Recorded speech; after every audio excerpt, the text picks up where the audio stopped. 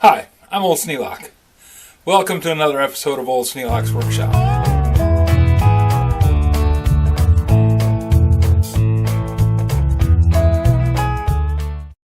This year, we had a turkey given to us, and we cooked it, and it was really good, but it was a 20-pound turkey. That's a big turkey for two people to eat. But we've had turkey sandwiches, we've had turkey everything, and finally Lydia did one of her famous turkey soups where she takes the carcass and boils it and takes the bones out, and then we end up with a really great turkey soup. But there was so much of it because it was such a big turkey, we didn't eat all the turkey soup in one sitting. There's only two of us. So we have this big pot of turkey soup, and Lydia is going to store it so that we'll have individual bags of turkey soup set up.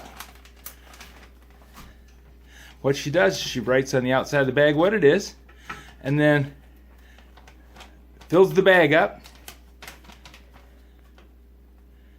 This is the handy part right here. And using this little clip is something new that we came up with. This enables you to go do some other fix-it thing, because I handle this. You don't have to hold the bag. And she takes the bag of turkey soup, puts it on the tray, then we put it in the freezer sitting on the tray. It sets up, we take it off the tray, and it's good to go. It's a really great way to extend the useful life of your turkey soup, especially when there's only two of you living at home. This would be a perfect time to share your favorite turkey leftover recipes.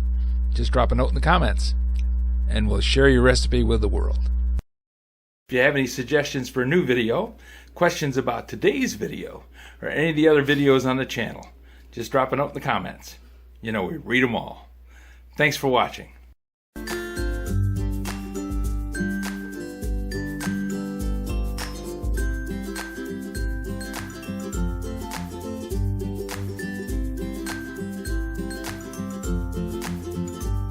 This video is not to be viewed by anyone under the age of 13 in the U.S. or 16 in the European Union, without the express written permission of the parents or legal guardians of the underage person. Such written permission must be on file at the local government entity in charge of enforcing the rules and regulations established by the FTC.